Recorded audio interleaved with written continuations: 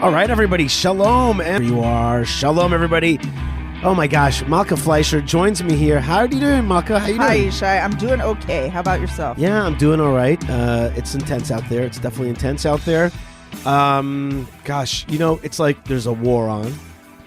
And we even had Jews killed this week, including a commander in the Yamam, that's the police special forces. His name was Yitav Lev Halevi. Wow. Yitav Lev means like good heart. Good-hearted. You know, good-hearted. And so that's, and he was a high-ranking commander there, and he was shot in a secret operation in Tulkarem. And there was another man killed in the north, Chaim. And people just, you know, like, and we like lose these great people. And because of the war, there's not a lot of time to be shocked, be mournful, reflect on the life of that person. Yeah, it just goes by. So that's on the one hand. On the other hand, in my personal life, I've had some wild days in the last few days, including meeting with a minister of heritage, including getting new flags for Hebron. We got to put up new flags, and I have them in the car. I forgot to even drop them off already. I got 4 new 3x4 meter flags and a Sefer Torah that came back, brought it back to the tomb of Ruth and Yishai. So like there's just like a lot going on. And we're editing a video with Avram Fried that we're going to be putting out after Lag BaOmer, which is going to be an amazing video about a new project in Hebron, which is these 30 apartments that we're selling. myhebron.org.il. Check it out. What an opportunity. myhebron.co.il. Excuse me. Yeah. So it's an amazing opportunity. So there's that. And there's just so much going on. And the summer's coming. Right, and the there's year a keeps war. going. I can't believe we're after Pesach already. Right, and I'm like, are we coming into a war now? Yes, coming no. into a war? What do you mean right. coming into a war? Is there like war second stage? Yeah. So it's intense. Right, it is then, intense. So and you summertime, have that. you know that like we like to have our wars in the summer. Right. Then you have this whole other intensity, which is vis-a-vis the United States of America. Right. And we're seeing, and I think what I'm about to say is something that most people could agree with, and it's not so radical. We're seeing a dissolution of the U.S.-Israel relationship on some level. It could be a distancing. Thank you. Better. I don't know if it's a dissolution No. because there is actually a major conflict inside the United States Right. about how the Biden administration is dealing with Right. Israel. As most of you probably know, the Biden administration has announced basically that it is delaying a critical arms shipment to Israel. And so this has raised a lot of scandal and discussion. What does it mean? Is it good? Is it bad? Right. The Biden administration claims that its delay is meant to check that Israel is using the weapons provided by the United States according to international law, whereas certain members of Congress, including and you know the House and Senate, including Senator Lindsey Graham and Congressman Mast, have been extremely vocal. The Speaker of the House, Mike Johnson, have been extremely vocal in their support for Israel, saying that Israel should annihilate Hamas, and how can you like betray Israel at this critical moment, and standing very strongly and very vocally and very publicly behind Israel and behind America's close relationship with Israel. So there are two sides of this coin. Well, actually, let's hear from Lindsey Graham first. He was sitting on a panel, not a panel, like a hearing. A hearing, that's right. Mm-hmm. I love hearings. I wish we had in Israel hearings. We don't have them. I love these things. Well, there are committee meetings. Right, but there's no hearings. Right, That's it's exactly not my exactly point. a hearing. It's not a hearing. It's not like question, answer. It's like sitting on top. You got to give me answers. Although I've noticed at these hearings, the hearings don't mean like so much in America. Still, though. Because they ask a question, and then the person at the hearing doesn't answer the question. All right, let's see Lindsey Graham giving a hard time to some generals who are basically hemming and hawing about the transfer of weapons to Israel. In my view, so I'm going to keep supporting Ukraine. Now, you just confirmed that that we're delaying transfer or stopping transfer of certain weapons like 2,000-pound bombs to Israel. Is that correct? What I Secretary said, Elston. we're assessing Okay. where we are right now. Well, there are media reports that has happened. Are they incorrect? That we have made a decision to. Yeah. Again, we've made no decisions. Okay. We're assessing. Are you worried that if you make a decision to deny weapons that Israel say they need, that it would send a signal to Hamas and Iran to keep pushing? Senator, we want to make sure that we're providing the right kinds of weaponry. Okay. Would you have supported dropping the atomic bombs on Hiroshima and Nagasaki, General Brown, in World War II? Well, Senator, I think just based on the situation where Well, we know. I mean, it's happened. We know. I'm not asking. They did it. Do you think that was disproportionate? it was definitely. Well, do you, in hindsight, do you think that was the right decision for America to drop 2 atomic bombs on the Japanese cities in question? Well, I'll tell you, it stopped the World War. Okay. Well, so we had a. Do you agree, General Austin? If you'd been around, would you say drop them? I agree with the chairman here. I mean, if we go back in time, and says, hey, we got 2 atomic bombs, should we drop them? What would you say? Well, I think the leadership was interested in curtailing the. Well, what's Israel interested in? Do you believe Iran really wants to kill all the Jews if they could? The Iranian regime, yeah. Do you believe Hamas is serious when they say we'll keep doing it over and over again? Do you agree that they will if they can? I do. Hamas, okay, but right. Do you believe that Hezbollah is a terrorist organization also bent on the destruction of the Jewish state? Hezbollah is a terrorist organization. Okay, so Israel's been hit in the last few weeks by Iran, Hezbollah, and Hamas, dedicated to their destruction. And you're telling me you're going to tell them how to fight the war and what they can and can't use when everybody around them wants to kill all the Jews? And you're telling me that if we withhold weapons in this fight, the existential fight for the life of the Jewish state, it won't send the wrong signal? Do you still think it was a good idea, General Austin, to get out of Afghanistan? I support the president's decision. Yeah, I think you do. I think it was a disastrous decision. If we stop weapons necessary to destroy the enemies of the state of Israel at a time of great peril, we will pay a price. This is obscene. It is absurd. Give Israel what they need to fight the war they can't afford to lose. This is Hiroshima and Nagasaki on steroids. All right, so that was Lindsey Graham giving a good old hard time. That is standing with the Jews. Right.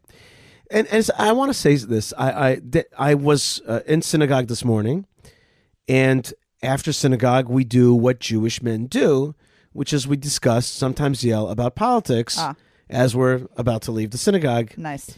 And no herring. I thought that's what men do. They eat crackers and herring. Yeah, I wish we had that this morning, but we didn't. Anyway, I don't eat so much in the mornings. But in any case, so a friend of mine asks me what I think the situation looks like. I said to him, "Look, I am seeing the American Jewish experience to be what was the word you said before? Distancing.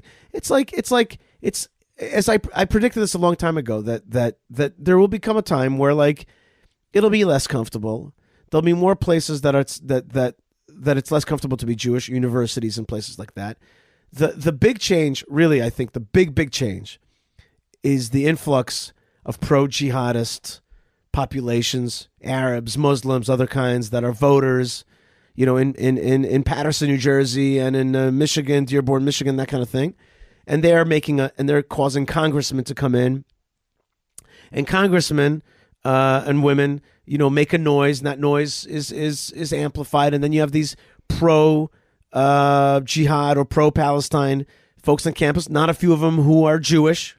There are Jewish ones within it. And that's what people are saying. That there's not a few of the most radical ones are actually Jewish. And then America, and you got a president in America who's not for Israel. He's not for a strong. He is a Israel shrinker. That is basically it. Does he want the destruction of Israel? I'm not sure.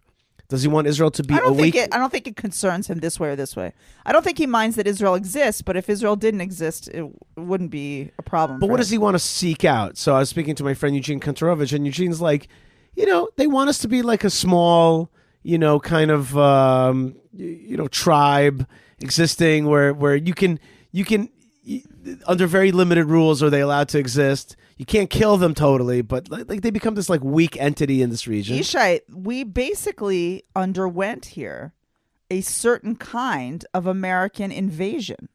That's a good point. We have a port Right. now Right. here on our land Right. that the United States is like, we're building a port.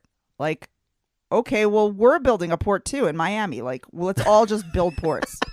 Like, we're going to build a port too. Like, you think you can come to our country and tell us that you're building a port? You can bring your soldiers in their fatigues and have them build stuff on our land and just do that? Like, that is a violation of our sovereignty. Well, I would agree with you. Okay. If it wasn't for the fact that Israel gave up sovereignty in Gaza. Like, you're kind of right, but you're wrong because we are not sovereign in Gaza. We gave it up. You and I lived through that. Yes. They ripped it, our own government ripped it out of our hands, handed over to the jihad. And now. And the jihad is friendly with... paid us back. Right. And the jihad's friendly with the Biden administration. And we want to talk about the Ben Gvir tweet? Yeah, Ben Gvir tweeted the following. He just wrote... Our national security minister, who's Right. a controversial figure in Israel, Itamar Ben Gvir. He just tweeted, Hamas heart Biden. That was it. And I think it's been seen 7 million times. It went like totally super viral. And I mean, and then of course Israel's opposition, led by Yair Lapid, was like, if Bibi does not fire Itamar Ben Gvir like right now, then that's it. We are all in so much danger. And I'm like, so much danger of what? So much danger of what? What, you're afraid to like insult the king? What is this, Saudi Arabia? You're afraid you're going to get beheaded? Where are we here? Like, we're afraid of upsetting the Biden administration, hurting their feelings. Incidentally, Hamas does hurt Biden. Yeah, right, exactly. There's not an untruth there. If he would have written Biden heart Hamas, right, then that is a machloket. That is a but Hamas heart Biden, yeah, like they have no greater ally on this planet right now. So anyway, I would say even Iran is a less effective ally than the United States is being. Iran is a funded country by the Biden administration. He's an ally of Biden. Biden strengthened Iran. Right. Is strengthening Hamas. He has shifted the entire course of Israeli history. Understand it. Yeah. We would have fought this war differently. Right. Well, first of all, we would have fought it differently if we had an Israeli prime minister who was, not so afraid of American opinion. But we would have also fought it differently if the American opinion, or the head of the American opinion, the administration, had been different. I do want to now change tacks about the same topic and say, here's a different perspective that I have. I'm seeing, like I said, that there's a lessening of the America-Israel relationship. The strength of it is it's fragmenting. But I also foresee that it could be a situation where there may be a renaissance. Yes. In America, in the American South. I kind of can see a situation where America's going to have a split of some kind. The South will rise again. Yeah, the South will rise again. And I said to the guy in shul, who is a total New Yorker Jew, yeah, and I said to him, as weird as it may sound, you and I are Southerners. And then a guy in the back is like, I'm a Southerner, because we got a guy there from what's it called, from Memphis. So he's like, I'm a Southerner. I'm like, yeah, but we're like former New Yorkers, Yeah, you are. Yeah, you're lucky to have gotten married to a person raised in Texas, and so you have been an honorary Southerner now for some time. It's true, but the truth is, but now it's like my whole personality was an. I don't know how the South is going to receive these like enthusiastic Northern Jews.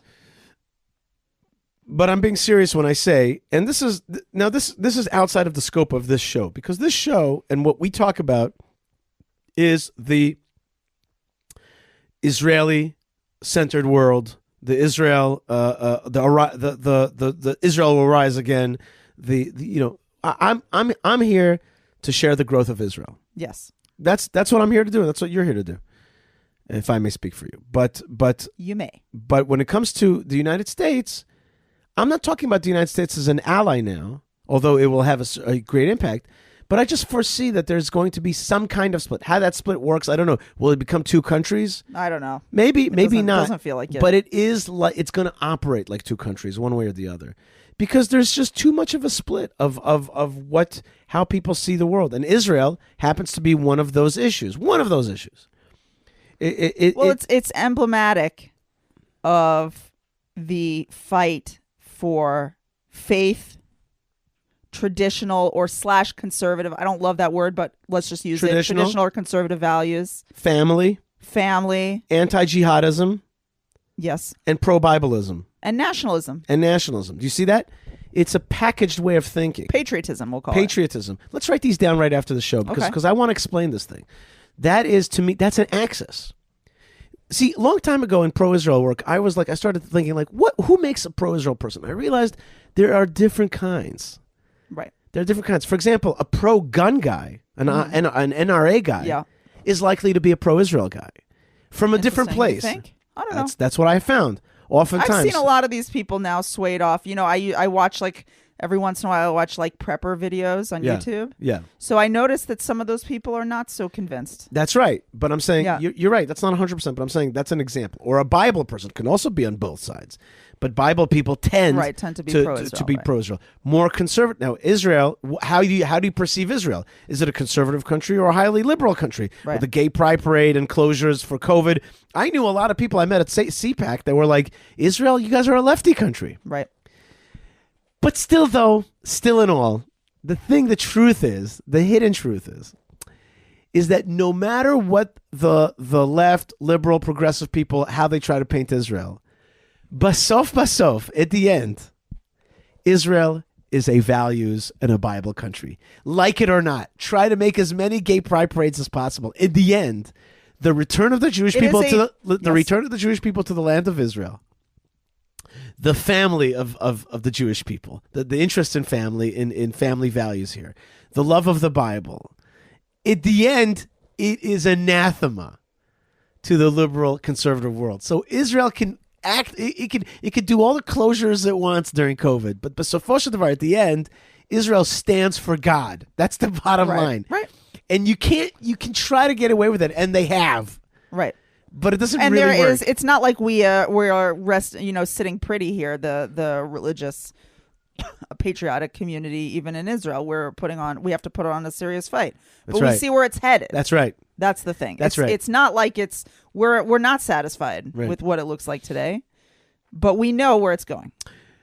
And that's why our job. See, this is a great conversation we're having, Malkah, because I think that really clarifies what our job is. Our job is to be America, that Israel. by the way, does not know where it's going. Right. That's a big difference. No, but there is and a part America that does. has to fight for its future very hard. Well, that's what I'm saying. I don't think there's a joint future there. I didn't say joint necessarily. What do you mean a joint future? You mean between Americans? No, within America. You think there's going to be a split between the North and the South in America? I don't think so. I'm saying there is a split. I mean like an actual legal split. I don't know how they will formulate it, but at the end, it's becoming two countries. I see it. I see that it's becoming two countries that have one is a Euro globalist country, globalist, also pro-jihadist country, and many liberal Jews are within that, sadly. And then there's the conservative family values other country, nationalistic, but I think that what Israel's role is actually to be a leader in the, and let's put it this way, I'd like it to be a leader in the conservative, traditional, patriotic, nationalistic, family values, pro-Bible, pro-self-defense, pro-nationalism axis in the world. And so I'm looking for those countries. And I'm like, oh, Poland, yes. Hungary, yes. Czech Republic, yes. That's South America, U.S. South, yes. India, yes. And there's other countries that could sway back, towards that way of thinking. But I'm just saying, you see, that's where it's heading. And I think we should be leaders in that, not just followers. We need to be the leaders of that kind of system. And yesterday I was actually on a panel, and in that panel, I was at a panel that had one liberal feminist lady who was not super liberal. All right. And not super feminist. She was an angry at the ultra orthodox. That was her thing. Okay. But she was self-identified as liberal and feminist. All right. Then there was she wasn't an extremist, basically. there was not one extremist on the panel. She's not an extremist. And then there was an ultra orthodox Israeli Haredi guy who was like Shulchan Aruch first, Jewish halacha first. Jewish law. He was a halacha firstist. Okay? I just made that up. Okay, a halacha first guy. Then there was a Rav Soloveitchik YU style, self-described religious Zionist centrist, non-messianic. Whoa, you've just said a lot of things. Hang on. I am still trying to digest what you've just said, let alone Basically, he's Orthodox, modern Orthodox, religious Zionist, but doesn't want to be pragmatist. He calls himself, I don't like that word because that's not a fair word, but he calls himself a pragmatist. I actually disagree. I think that these people are not pragmatists. But in any case, a self-described pragmatist and a self-described non-messianic, i.e., God will not save us in one shot if we do stupid things. We have to do it. We have to do it. Okay. Which is fine. What was very inaccurate, but fine. Well, what was funny is that in the end, I was like, you're the messianist. You're the messianist. What? I'm the pragmatist. Because I said to him, because your whole position, you don't understand that the way to deal with the Middle East is to be strong and to not suck up to forces that want to undermine you. Be strong with your identity, be strong with who you are. You think that this kind of like this like sucking up pragmatism. How do I find a better word? This kind of like when you're afraid of the international community, and you're afraid of the Europeans, and you're afraid of the UN, and you're afraid of America, and you're afraid of being isolated, and you're afraid that they're going to cut you off. Like that actually is a type of. He says this is what he said. He said, "Look, Esav sonele Yaakov. Esav hates Jacob, right? And therefore, like a rule. it's a constant. It's a universal constant, and you have to kind of." Operate inside that system. I'm like, you talk about some kind of universal constants. I'm talking about the rules of the Middle East and how you have to engage around here to be victorious. And then I went like this. I said, let me give you an example. Modi, the Prime Minister of India, sat at an event where they had a new Hindu shrine built on top of an old Muslim mosque, which was built on top of a Hindu shrine. And Modi was like, hey, we are so proud that we leveled the Muslim thing that was on top of our thing and returned back to our heritage. I'm like, does that sound like anything? Does that sound like anything? Do you know of any place that you have a Jewish shrine that are kind of like that? That there's a Muslim shrine? And I said, but if I said this right now, that we should get rid of the Muslim shrine and put on top of that a Jewish shrine, a Jewish temple, you'd be like, you're crazy, you're messianic. And I'm like, I just gave you an example from a realpolitik thing. So you're going to say I'm messianic, but you can't see that I'm giving you real world options. I said another example. I said in Azerbaijan, there was 200,000 these Armenians living in an area called Nagorno-Karabakh. Armenians living in Azerbaijan. And they were protected by the Russians. But the Russians got angry at the Armenians, so they didn't protect them. And the Azeris saw the opportunity, and they announced... Attack them. They didn't attack them. They said, we're taking over this area. You have 48 hours. Whoa. 200,000 people left in 48 hours. Wow. Armenians went back to Armenia after hundreds of years. Wow. Hundreds of years. 48 hours. I'm like, if I would say to you, get rid of all the jihadis right now, you'd be like, you're being messianic. We have to follow these universal constants and kind of deal with the Americans. It's now we can't do these things. You're messianic. I'm like, I'm giving you real world options. But you believe in some kind of like hocus pocus about where anti-Semitism. He goes to me, you don't believe in anti-Semitism? I go, yes, anti-Semitism is a byproduct of Jewish weakness. That's what I said to him. When Jews are weak, that's when anti-Semitism comes upon us. That's what it is. I don't believe in universal constants of these things. I believe that universal, if there is such a universal constant, it's triggered. It's triggered. Thank you. It rises up. In any case, I'm going to try to get you. Is it recorded? People would probably enjoy this panel. Yeah, it was a great panel. It was really fun, and it was just fun. It was just a fun. It was a smart panel. And then I had guests from America with me, and they're like, both of them, both in their 70s, said to me, "Wow, we can't have a panel like this in America anymore." Oh my gosh! They said to me, they're like, imagine if a panel like this could be an American campus. It can't. Why? Because you can't have discussions anymore. It's become a place where you can have that kind of like that's polar. very deeply. How ironic that Like- the free speech in America is like one of the highest values, and it's totally dead. The liberal lady. It can't be true. The liberal lady said such a good line, and I was like, wow. She said such a good line. She goes, "The campus was our safe space." Where we could be Jews and talk about our values and then do our thing and discuss. And she's like, it's not a safe space anymore. And I was like, oh, it's like the people that brought you safe spaces made it unsafe space for Jews and college campuses. But on the other hand, like I read, there is college campuses that are welcoming Jews.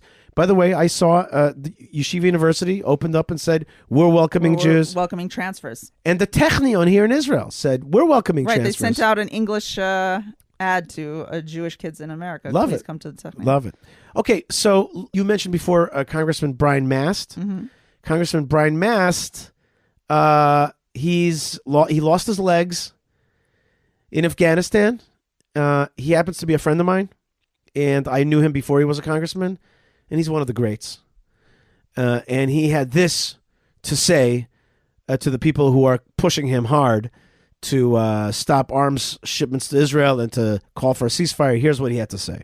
Now that Hamas has agreed to a ceasefire, do you think Israel should agree? I think Israel should go in there and kick the shit out of them. Just absolutely destroy them, their infrastructure, level anything that they touch. Clear enough? Congressman, the world is calling for a ceasefire. You used to say Hamas won't agree to a ceasefire. Hamas had just agreed. It was a proposal put forward by Egypt, Qatar. You know, CIA Director William Burns has been there negotiating. You know what? If there's an American held or somebody else being held, there should be every expectation that Americans come and kill them as well. If there's an American being held, we should go kill the people that are holding them. Why are you so hateful?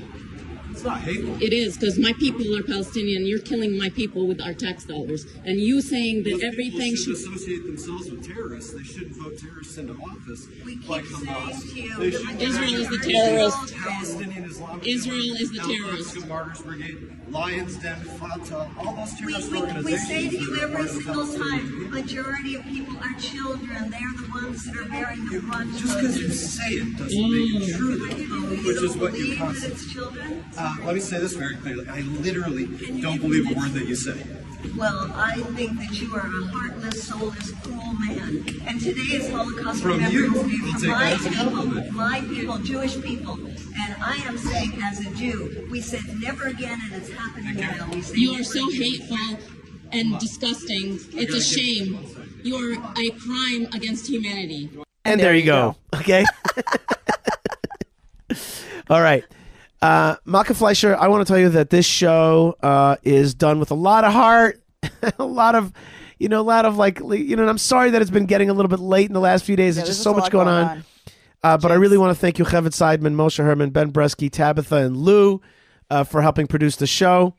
And I want to thank the folks that help us at jewishpress.com for getting out our show, and jns.org, which are great news sites. Thank you very much for getting our show out, and thank you very much for getting great news out. I want to thank the good folks at koshercycletours.com for sponsoring the show, and the good folks at retrowatchguy.com. I am actually wearing my Tissot right now. I've been wearing it for the last few days. I have like 2 watches, and just sometimes I just want to switch, Sometimes I've just been wearing this watch. It's nice. I just love it. So that's I guess you need a little retrowatchguy.com. something to cheer you up. Well, you know what? God cheers me up all the time, although, sometimes you just see heartbreak. But the land of Israel, the story of the Jewish people is incredibly exciting. And it's such an honor just to be part of it, really. Just such an honor to be part of it any second. But I wouldn't be part of it if I wasn't fed so well by you, Malkah Fleisher, and from time to time from the folks at prohibitionpickle.co.il, who keep us going through delicious and holy food. Malkah, this week's Torah portion is all about the secrets of holiness. It's called Kedoshim, how to be holy. You know what holiness equals? What? Holiness equals connection to God, which equals eternity. You want to be plugged into eternity, you got to be plugged into God. You want to be plugged into God, you got to be plugged into holiness. Holiness is a way to maneuver in this world without sullying yourself with dark energies, bad energies, and death energies that bring you down. In this week's Torah portion, in the heart of the book of Leviticus Vayikra, is all about it. And it has stuff that you would think of, and then you have stuff that you wouldn't think of. For example, it says to you, stand up for a person with gray hair. Stand up for somebody like that. What is? Oh, okay. Stand up for somebody. You have gray hair. What am I supposed to do? Well, younger people should stand up for me at this point. At this point in the game, okay? But the bottom line is honor your elders. Right there, Malkah, is a humongous declaration of conservative values. Right, that's for sure. Right there. It's a whole Torah just in that verse. That's true. Do you or do you not respect your elders? Right, and the therefore, people who were before you. Right. Right. In the 60s, they said, don't trust anybody over 30. Oh, that was bad. The opposite. Right there. Do you believe that the people before you have something to bring down to you? Yes or no? And that there's a wisdom and a tradition that needs to come down. So just that verse right there. But then there's verses about where you should, and what parts of your hair you should cut. When I see Jews who cut their hair like monks. Right, shaving the sides. Do you know that when we talk about, and I have very good friends who are monks. I have one very good friend who's a monk. And I have, and they're close, dear friends of He is mine. allowed to cut his hair like a monk. Okay. But for Jewish people, you know what we call priests in the old tradition? We call them a galach. Like a person, shaven. A shaven, a person who shaves his head in a certain way. The Jewish people were like, don't shave your hair that way. He does not shave his hair. It's because the Jews are supposed to look Jewish. Right. You're not really supposed to do things that make you blend in, actually. You are supposed to stand out. You know what? I wanted to tell you something. We never really discussed this, but both of our sons have peot. Yes, Baruch Hashem. And I didn't grow up like that, and it's hard for me to, but I've always been very proud of that. I am very proud of that too. And I frankly think that it makes a difference in their Judaism. Definitely. In their personal little Judaisms. Definitely. I think that they even stand out amongst people who don't have peot, and I think that they know that. It is cool. It is cool. It is cool. And if you've seen Jews with the side locks, you're like, what is that? If you have a reaction of like, that is the weirdest hairstyle ever. It is weird. If you have that reaction, it's like, bang, that worked. Yeah, that's exactly it. Okay, it's exactly it. We Check. did it. That's right. You know, Malkah, somebody who does not have side locks but is an awesome Jew is Knesset Member Ohad Tal. Yes. Yesterday he spoke in Efrat for the organization that you're part of. I just want to say, wait, I have to go back and say technically, yes, according to Jewish law, you do have side locks, and MK Ohad Tal that's right. also has side locks. That's right. Because they do not have to per se be long in order to fit in technically to the peot category. 1,000%. Thank you for pointing that out. Yes. Okay, it's an extra sign right, of... It's like more peot. Right, that's right. The Torah portion is just replete with these lessons. What to eat, how to have marital relations, and how not. Okay? And it's replete with stuff that if you... My analysis is, what is the energy that'll keep you away from death, plug you into God, plug you into eternity? And this is the secret of how the Jewish people. And by the way, this was the biggest mistake of Christianity to me. It's just like you lopped off the law. The law is the secret to how to. Right. It can't all just feel good. Right. It can't just be. It can't be the thing you do whatever makes you feel spiritual. That's not enough. Right. Like loving God and and all. It's important. It's very important. But it's this. It's these ways of, and this is where the Torah portion tells you where to cut your hair, what to eat, how to stand up for somebody who's, and of course, how to stay away from idolatry. It talks a lot about that as well, about how to stay away from the divination. That was a big part of the ancient world. Okay, so we don't have divination. Well, we do still have to make good decisions. Make good decisions based on good values. Knesset Member Ohad Tal spoke last night in Efrat. He was your organization, Bayadayim Shalanu, in our hands. Yes. Here in Efrat, brought him in. I happen to have had the opportunity to, the honor to introduce him. And a few days beforehand, I had him on my show here on the Yishai Fleisher Show on video on our YouTube channel, Yishai Fleisher TV. Important stuff about leadership and about how Israel has got to move forward. Here is Knesset Member Ohad Tal. Knesset Member Ohad Tal is an Israeli politician who serves as a member of Knesset for the Religious Zionist Party. He chairs the Knesset Committee for Public Enterprises and is a member of the coveted Security and Foreign Affairs Committee. Knesset Member Ohad Tal, thank you so much for joining us today. Thank you so much for having me, Yishai. So yesterday was a tricky day here in Israel. I was at a funeral, and you were there as well, for the burial of Eliakim Shlomo Liebman. He was one of the heroes who fought to defend the Jews on October 7th at the Nova Festival. So that was one thing, which was the funeral.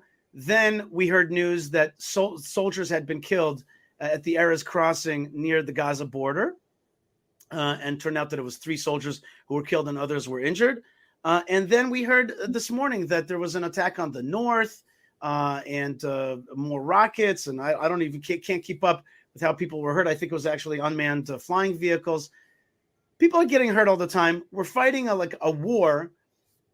It's a war that's coming from all sides. It's coming from Iran. It's coming from Gaza. It's coming from the north.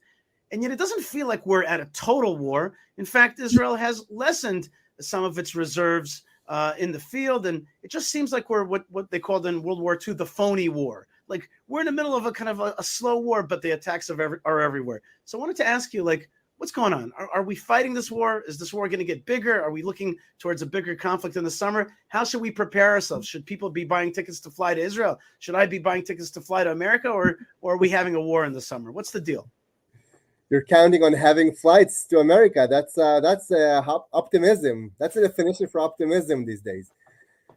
Yishai, listen, you're absolutely right. I mean, you said that, it's a tricky day. It was a tricky day yesterday, but to be honest, I think we are in tricky days in the past 7 months. Maybe we can actually say that we are in tricky days in the past 76 years, actually. But you're right. Something of significance happened on October 7th, which I think, we don't like to talk about it too much, but I believe that the truth is that what happened on October 7th and ever since is not just that we had an attack from Hamas, who killed and butchered 1,200 people and kidnapped 250 people. It's much, much more than that. Yahya Sinwar, the leader of Hamas, succeeded to do on October 7th something that all Arab armies tried to do for 76 years and failed. He succeeded to prove everybody in the Middle East that Israel is vulnerable, that everybody thought that we have the best intelligence in the world and we have the best defense systems in the world. And he proved that couple of thousands of Gazans on motorbikes and trucks and bicycles can penetrate everything and can butcher, rape, beheading, all these atrocities he can do with passion, with believing in an idea. And in the Middle East, the second you are proven weak, everybody comes and they all want to come and grab a bite.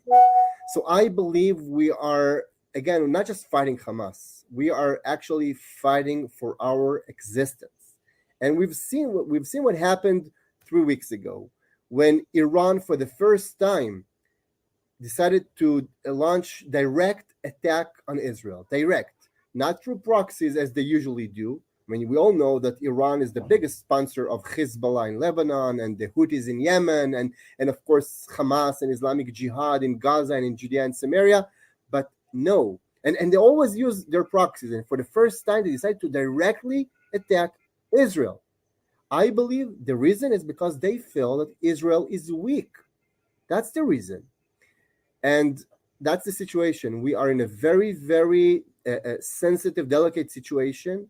We are fighting 7 fronts right now. It's not just Gaza. As you've said, it's Gaza, it's Judea and Samaria, it's Lebanon, it's Syria, it's Iran, it's the Houthis. We are fighting 7 fronts as we speak.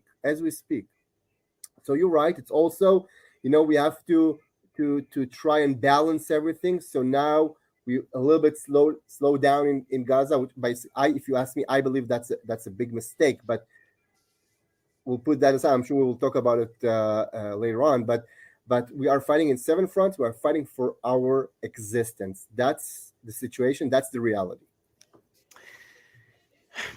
So, I mean, it kind of brings back to the to the technical question that I asked, which is like, are we really fighting with full throttle? And there's just a sense, and you hear this from soldiers, you hear this from Jews in America. I've got a Texan doctor writing to me all the time. He's like, why are you guys fighting with your hands tied behind your back? You get that. You hear it from soldiers as well. There's a frustration out there. And by the way, that frustration also comes from our allies. May they be in Europe and Eastern Europe. They could be Arabs. They could be Arabs that live under the Palestinian Authority who tell me all the time, like, why are you guys not smashing the bad guys? Wasn't October 7th an opportunity to do what they call here in Israel, balabait ishtageh? You flipped out. You took care of business. No more Mr. Nice Guy. You went into it and you took care of business, and you got rid of not only the Hamas, but also the jihad in general, which comes in many forms. So I guess I'm throwing that question just one more time back at you, which is, okay, we're fighting for existence, but why aren't we giving it all? Why are we not dismantling the organizations that want to dismantle us? Yeah. By the way, not just frustration from Israel. I can tell you that I'm in direct contact with top people in other countries here in the Middle East, which telling us, why aren't you completing the job? Why aren't you destroying Hamas? That's the purpose. I mean, and I'm talking about Arab countries here in the Middle East who that some people talking about all kind of deals with normalization with the Saudis and there are preconditions about a Palestinian state. I can promise you it's not really coming from the Saudis. But we will talk about that later on. I will answer your question. I always say that the biggest challenge we have in this generation is not about how to fight wars. That's not the challenge. The biggest challenge is identity. I think that if you'll give me like 3 minutes to talk about it, I mean, for 2,000 years, the biggest challenge of the Jewish people was to survive. That was the biggest challenge. It wasn't about identity, because whether we wanted to whether we liked it or not, we knew exactly who we are. Everybody around us showed us, you are Jewish. This is who you are, whether you like it or not. About 76 years ago, when the biggest miracles of all happened, and we established the state of Israel, we were very busy in the past 76 years with forming our physical existence. But in the past 30 years or so, something new happened. For the first time in 2,000 years, a Jewish kid wakes up in the morning and he's not afraid whether somebody's going to kill him. It's not his biggest fear. He's much more busy with using these kind of machines on TikTok and Instagram and Minecraft and whatever it is, and he has a lot of time. And I think that for the first time in 2,000 years, we've started to ask ourselves, just a second, who we are, why we are here. What does it even mean to be a Jewish state in 2024? What does it mean? And it's a question we haven't asked ourselves for 2,000 years. So it's a new question for us. And I think that we haven't gave a good answer yet. We haven't got a good answer for these questions. And by the way, take every political and social debate in Israel in the past 30 years. What is it really about? If we're debating whether to have a peace with the Palestinians, yes or no, to give up some parts of our land to the Palestinians, yes or no, judicial reform, yes or no, Bibi, yes or no, all these questions, what is it really about? I mean, go and ask all these people who were demonstrating passionately in the past year and a half in favor or against the judicial reform. Ask them, why electing the judges this way or another, that's the end or the beginning of democracy? None of them, or 99% would not know to give you an answer. So how could it be? How can you fight so passionately about something you don't even know to explain? How could it be? Because we're not really fighting about judicial reform. We're fighting about what is the identity of this country. And we have to believe that we have the right for this land. You know, we call this war Charavot Barzel, right? Swords of steel, blades of steel, yeah, blades of iron. Basically, it doesn't mean anything, right? Right. The Palestinians, they call this war Al-Aqsa flood. You can learn from that they know exactly what they're fighting about. But we are still confused. And this is why we're allowing other countries to dictate our moves. This is why we're allowing other countries to tell us if we have rights on Gaza, yes or no. If after the most horrific massacre since the Holocaust, and we are in the middle of the day that we mark the day of remembering the Holocaust, we have to ask ourselves if we have the right to fight back. Really? I mean, look at what happened. President Biden, the first thing he does after the unprecedented attack of Iran against Israel is to call Prime Minister Netanyahu and tell him that America will not support Israel fighting back to Iran. Does that make any sense? And we accept it as if it's normal. No, it's not normal. We have the rights for this land. The people of Israel came back to their homeland after 2,000 years. That's the truth. And this is what we need to educate our own people to understand, to realize who we are. And before we will really do that, it will be much, much harder for us to actually win the wars we're fighting. And by the way, Knesset Member Ohad Tal, yesterday's Yom HaShoah, Holocaust Remembrance Day ceremony was different than other years. My kids told me as well. It was more geared to be inspirational. It was less about the death and the destruction, but it was more about, I came to the shores of Israel, I walked to the shores of Israel, I swam to the shores of Israel, I made it from Sarajevo to the land of Israel somehow. I became an army soldier, then an officer. I have great grandkids today serving in the army, and they said it over and over again, example after example, to kind of inspire us in this moment of darkness, of challenges around the world. I thought it was pretty moving. You know, I thought it was pretty the national ceremony, and it speaks to what you were talking about, which is, you know, identity. There's a kind of simple identity, which is Israel's supposed to be the place of defense, and so we have every right to defend ourselves. I think there's a more sophisticated identity, but anyway, the most basic, Israel's here to defend us, and we're home. This is our language. This is our land. It was on display yesterday. And this leads me to another question to you. You talked about 7 different fronts. You talked about identity. You talked about the right to fight for this land. There's a whole other front right now, which is not on this land at all. It's on American campus. It's in American Congress. It's out there besmirching our good name, Israel's good name, but also making Jews feel uncomfortable in the United States and in other places like England. My question to you is like this. First thing, what's their future, you think? What are they looking forward to? Defense and defending their rights to go to schools like Columbia? Or walk out of Columbia and say, I don't need you, and I'm moving down south to Florida, or I don't need this, and I'm moving to Israel?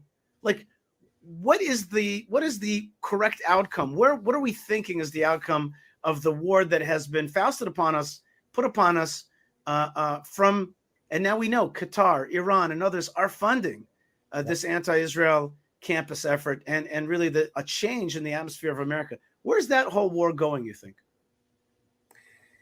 First of all, I don't think it's just a war of Israel. I think it's a war against Western civilization. I think people has to realize it. When Qatar is funding anti-Israel, anti-Semitic, it's not just anti-Israel. It's anti-Jewish. It's anti-West. But when they funding this whole charades in campuses,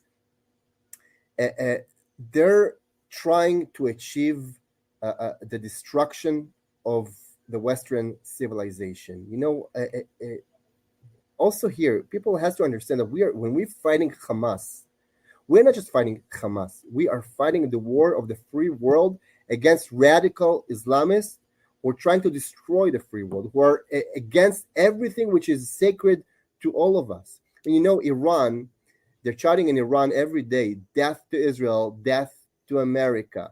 They call us the little Satan, but they call America the big Satan.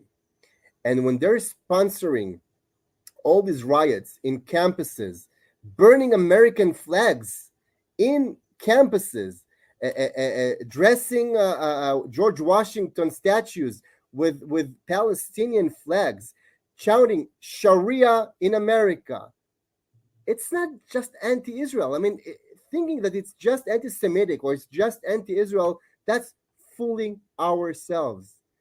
No, we have to wake up and realize what is happening. Rabbi Lord Jonathan Sachs said once that what starts with the Jews rarely ends with the Jews.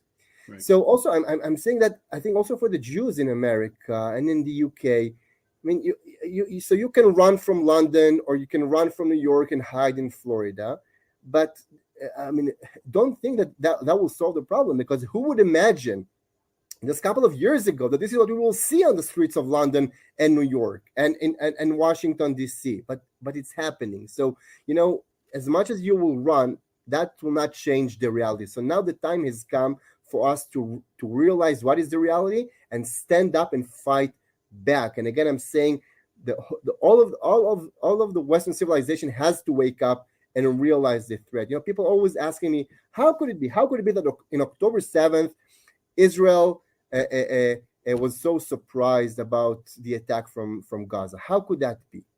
And the truth is, we didn't have lack of information. We had all information. Our intelligence did the job. They knew exactly what the plans of Hamas are. But what was the problem? The problem wasn't lack of information. The problem was lack of understanding. We didn't want to believe that our enemies actually, they mean what they say. That when they say that they want to destroy us and they want to kill us, this is what they want to do. We wanted to believe, that if we will give them pieces of our land, if we will improve their economy, then they would abandon their desire to destroy us. Well, it doesn't work this way. It doesn't work this way. And so I think also Western civilization needs to wake up and realize the threat and realize that this is a common battle. We have to fight together. Okay, but all right. What you just said now is fair, and I agree with you. But there's a difference now. You could have said that 15 years ago, 10 years ago, and that would have been a good answer. But the problem is today, everybody knows that the Biden administration is the supporter of Iran. They are the campus, the American, it's not just the jihadists, the American professors are on the side of this thing. The university is taking sides on this thing. So I don't think it's totally fair to be like, okay, like, look, it's a world of jihadism and radical Islamicism versus Israel and America. You guys are together. This is one side, this is the other side. No, like that what's happening right now is a sense that and then you have people on the American right, Candace Owens, Tucker Carlson, etc., Alex Jones. People are saying, and this is my friend Jeremy Gimpel pointed out to me, which is true, which is like people on the American right are starting to distance themselves. And I know that you're also concerned about the young American evangelicals, Christians. They're not so much on our side anymore. There's a great loss of connectivity to the story of Israel. So the story of Jews in America is broader now than just jihadism, which of course is a big trigger. But there's something else going on here, no? I fully agree with you. I think what you've just said only add to what I said before, because you're right. I think this is what I said. We have to wake up and realize the threat. We have to realize the reality, even though just as much as here in Israel, we didn't want to realize the threat and we wanted to believe all kind of fantasies. I think this is what is happening also in America. Yes, and of course, we do have a problem with what is happening in the Biden administration, because again, if what's important to the President Biden is to call Prime Minister Netanyahu after the attack against Israel from Iran to tell him that he will not back up Israel, that's not standing with Israel. That's for sure. If when we see the rise of anti-Semitism in college campuses all across America, and instead of sending police forces and army forces to fight them, President Biden is more concerned with sanctioning military units in the Israeli army and people just like myself who lives in Judea and Samaria, to sanctioning people like people who live in Judea and Samaria. This is what he cares about. Then this is not standing with Israel. That's for sure. When senators in America, senior senators, talking about the need to make political change in Israel, the only democracy in the Middle East, that's not standing with Israel. When the vice president talks about not selling arms to Israel when we are in a war for our existence, that's not supporting Israel. You know, when the administration decides not to veto the scandalous decision of the UN Security Council to force ceasefire in Israel without demanding the return of our hostages back, and that Hamas will lay down its arms, that's not supporting Israel. And I can give you so many more examples. So of course, yes, we do have a serious problem with the administration. But what I'm saying, that it's not just Israel problem. I'm saying it's also a problem for America. Because when the administration behave this way, they send a message to radical fundamentalist Islamists all over the world. You know, that the path of terror, it's the right path. If you'll use terror, you'll get whatever you want, because the West is so weak and so doesn't want to realize what is happening that he will give you everything. And they're saying it. And now we have to believe it. When they say death to America, listen to what they're saying. So Americans has to wake up. The young generation of Christians, evangelical in America has to wake up and realize what is happening. People who wants America to be strong as it used to be needs to wake up and see what is happening here. China is rising, and Iran and North Korea and Russia, they're all rising. And America not backing their allies in the Middle East, they're weakening. America is not fighting back against all these radical Islamists joining together with extreme left liberalism, woke movement, which basically loses every sense of connection to reality, joining forces. And you know, it's such a joke, because radical Islamists, the first people that they will butcher will be those I don't even know how to call them anymore, you know. But right, the LGBT community, all that. They'll be the first. All these liberals will be the first to be butchered by the Islamists they're trying to protect now. So yes, this is what I'm saying. I think all Western civilization has to wake up. Okay, time is running out for you. I don't mean to say on this program, not in your political life, and we wish you continued success here in the land and in the leadership position. You've been flying around the world. You're one of the Knesset's English speakers and one of the people who really connects to foreign powers and people who love Israel around the world. You've recently been to Sweden. You've been to Hungary recently at CPAC. You know, Israelis a lot of times it's ironic because Israelis travel around the world and yet they have a provincial attitude towards the world. They really don't understand a lot of the world, and they oftentimes think that if France and England are against us, then the whole world is against us. Do we have allies out there? Sure. I think that today more and more people realize, you know, even this is something for me I learned in the past year, that we have a lot of friends in the world, and we are basically conservative people and movements all across the world are fighting for the same values. You know, I've been to so many countries. Of course, to America, I've been so many times in the past year, and as you've said, in Sweden and in Hungary and in other countries, and I see the same fight for the same values. You know, we are fighting for our right to say that yes, family, this is the core, the basic fundamental of society. And yeah, we want to protect family. So we want to protect family values. We want to fight for our right to maintain our religious identity and our national identity without demonization. I mean, the left, they're expert in making conservatives all across the world look like lunatics, crazy extremists. If you're fighting for family values, so they will call you a homophobe. And if you're fighting for religious values, they'll tell you you're extremist messianic. And if you're fighting for being proud of your nationality, they'll call you nationalist. So it's not just happening in Israel. Fascist. They'll call you fascist. Ultra nationalist, fascist. All those exactly. Words. Right. So it's not just in Israel, and it's not just in America, and it's not just in Hungary, and it's not just in Poland, it's not just in Latin America, and it's all over the world. So when I spoke before, it brings us basically back to what we've said at the beginning, that the biggest challenge of our generation is identity.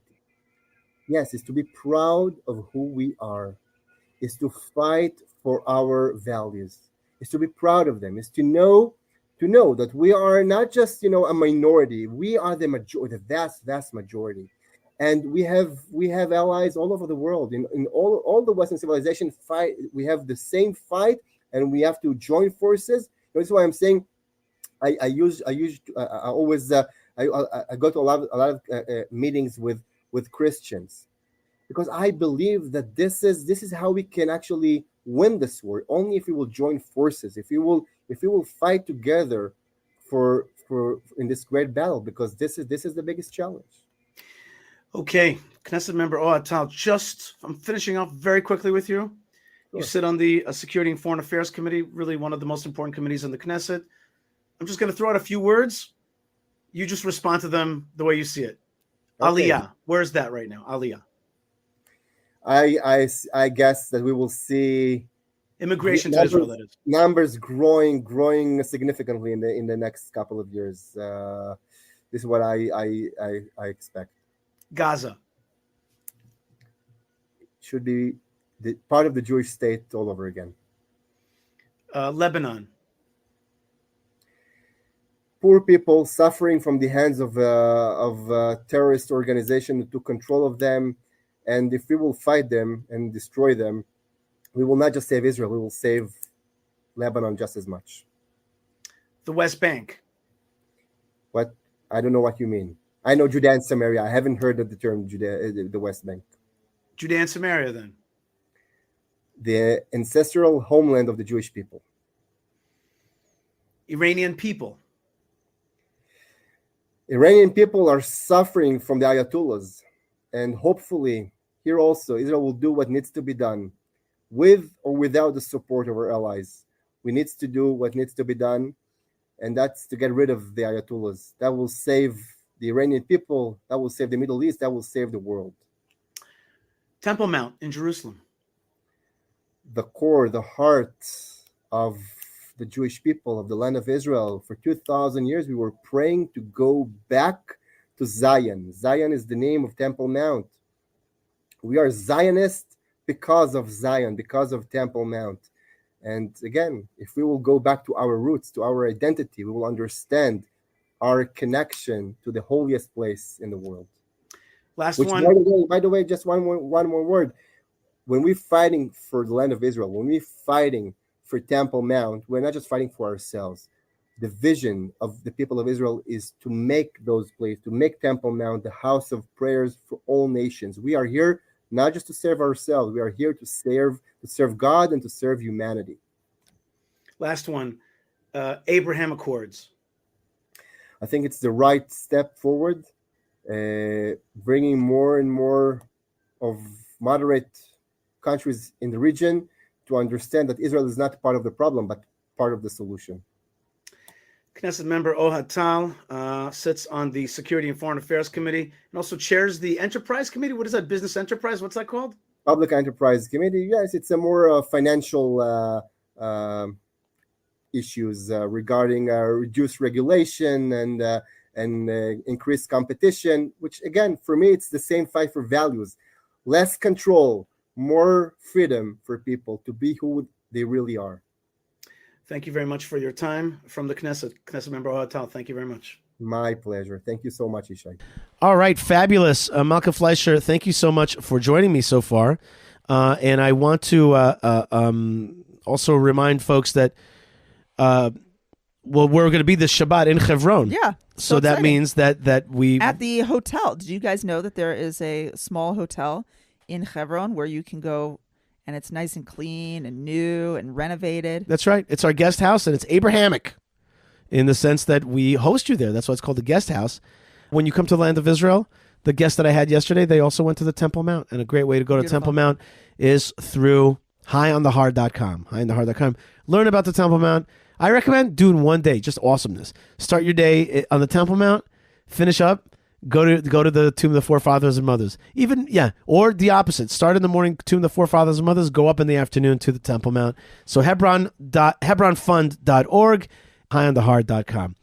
Ben Bresky, our benevolent, bespoken, and unstoppable, indefatigable reporter at large, has a fascinating segment for us today about the Israel Philharmonic Orchestra and how it was founded in 1936 as the Palestine Symphonic Orchestra by Bronislaw Huberman, and that whole story. Ben Bresky, take it away.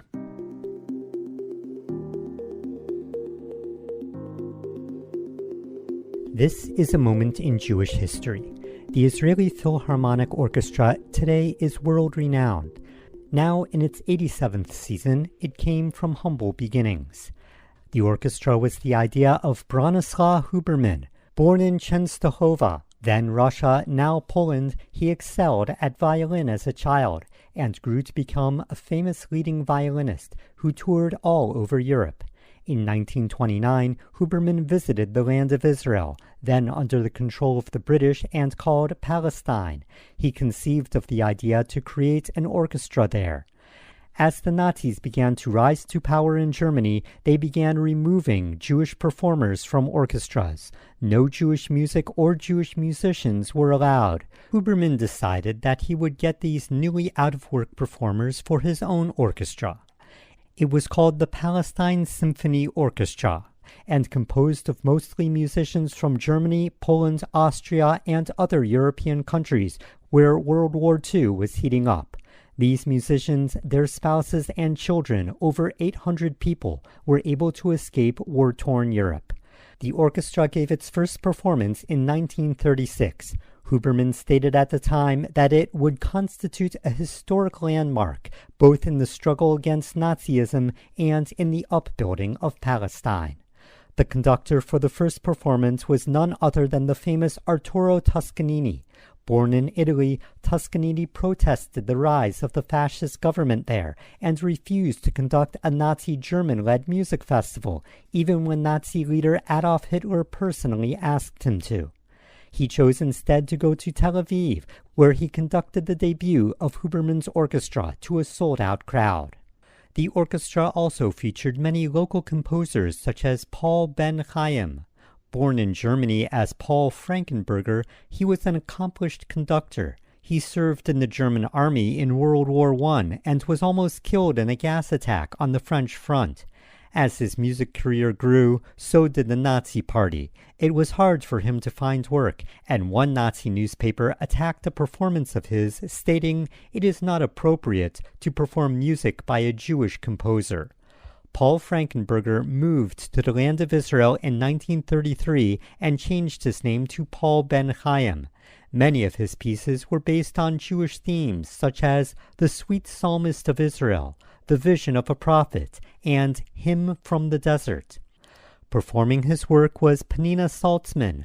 Born in Tel Aviv, Penina Saltzman was among the new generation of Israeli-born musicians whom the orchestra attracted and whom Bronislaw Huberman recruited. She went on to become a music professor, touring the world and teaching students for decades. In 2006, she was awarded the prestigious Israel Prize for her lifetime in music education. The judges wrote, "Penina Saltzman can be seen as a pioneer. She was early to understand that an artist's identity is rooted in the culture of their birthplace. Her deep Israeliness was a source of inspiration for many composers who came from Europe to a new and unfamiliar country and found here a performing artist at an international level. During World War II, the Palestine Symphony Orchestra and its Jewish refugee musicians performed in 140 concerts for Allied soldiers fighting against the Axis powers led by Germany. This included a performance for soldiers of the Jewish Brigade in Egypt in 1944. Advertisements and tickets called it in English the Palestine Orchestra and in Hebrew the Eretz Yisrael Orchestra. The State of Israel became independent from the British in 1948, and the orchestra changed its name to Hatzimoret HaPhilharmonit HaYisraelit, or Israel Philharmonic Orchestra. It played Hatikva, Israel's national anthem, when David Ben-Gurion declared independence. During the War of Independence, the orchestra played in Beersheva days after the battles there for 5,000 Israel Defense Force soldiers, led by a young conductor from the United States named Leonard Bernstein. In the 1950s, the orchestra's home, Heichal HaTarbut, the cultural center in Tel Aviv, was built. Leonard Bernstein returns to conduct the inaugural concert with famous pianist Arthur Rubinstein. In the 1960s, a young Indian conductor named Zubin Mehta began his relationship with the Israel Philharmonic, which lasts until today. During the Six-Day War of 1967, Mehta was away on tour when the war broke out. He insisted on returning to Israel to conduct concerts. He boarded the last plane allowed to land, one filled with ammunition, to show his solidarity. After the victory, a special concert was held on the previously besieged Mount Scopus. In the Gulf War of 1991, Mehta again skipped several concert dates to conduct in Israel when Saddam Hussein began shooting rockets. Joining him was American violinist Isaac Stern. Because of the threat of poison gas from Iraq, Israeli civilians were instructed to carry gas masks with them wherever they went. During a performance of the Israel Philharmonic at the Jerusalem Theater, the air raid siren went off, and the audience and musicians put on their gas masks. But rather than cancel the concert, Isaac Stern stepped on stage and performed a solo rendition of a Bach Adagio.